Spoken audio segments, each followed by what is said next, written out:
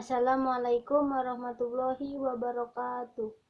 Izin memperkenalkan diri, nama saya Nisa Putri dengan NPM 2013053121 dari kelas 1C Prodi Pendidikan Guru Sekolah Dasar Angkatan tahun 2020 Fakultas Keguruan dan Ilmu Pendidikan Universitas Lampung. Dalam video kali ini saya akan menjelaskan materi Pancasila, yaitu Pancasila sebagai sistem filsafat. Pengertian filsafat. Filsafat berasal dari bahasa Yunani yaitu philosophia. Tersusun dari kata philo yang artinya kekasih, sahabat, pencintai, dan sophia yang artinya kebijaksanaan, hikmat, dan pengetahuan. Secara harfiah, filosofia berarti mencintai kebijaksanaan, mencintai hikmat, dan mencintai pengetahuan. Istilah filosofia pertama kali dikemukakan oleh Pythagoras. Ada 3 pengertian filsafat. Yang pertama, filsafat dalam arti proses dan filsafat dalam arti produk. Yang kedua, filsafat sebagai ilmu atau metode dan filsafat sebagai pandangan hidup. Yang ketiga, filsafat sebagai dalam arti teoritis dan filsafat dalam arti praktis. Sistem filsafat di Indonesia yaitu Pancasila. Pancasila dapat dijadikan sebagai sistem filsafat dalam arti produk, sebagai pandangan hidup, dan dalam arti praktis. Hal ini berarti Pancasila memiliki fungsi dan peranan sebagai pedoman dan pegangan dalam sikap, tingkah laku, dan perbuatan dalam kehidupan sehari-hari dalam masyarakat, berbangsa dan bernegara bagi bangsa Indonesia. Pengertian filsafat Pancasila. Filsafat Pancasila dapat didefinisikan secara ringkas sebagai refleksi kritis dan rasional tentang Pancasila sebagai suatu dasar negara dan kenyataan budaya bangsa dengan tujuan mendapatkan pokok-pokok pengertiannya yang mendasar dan menyeluruh. Pancasila sebagai sistem filsafat dapat dilakukan dengan 2 cara.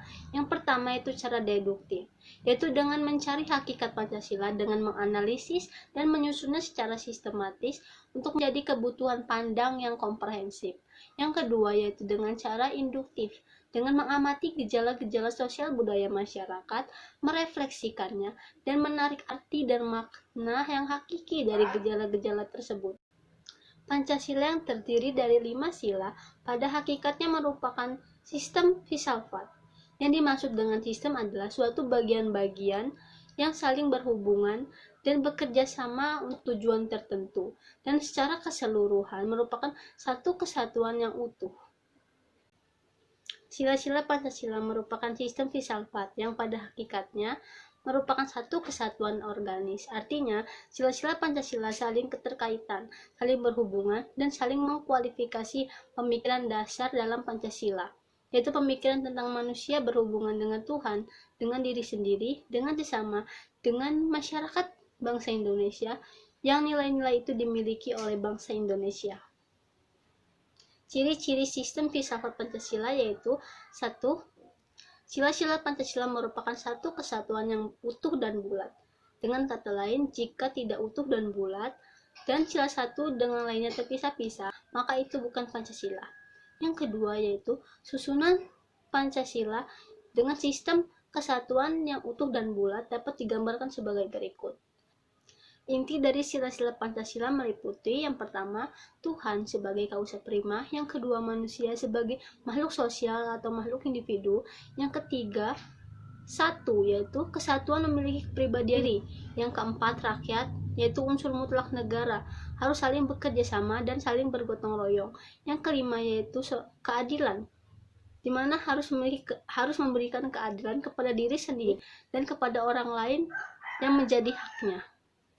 Wawasan filsafat meliputi bidang atau aspek penyelidikan antropologi, epistemologi, dan aksiologi. Ketiga bidang tersebut dianggap sudah mencakup kesemestaan.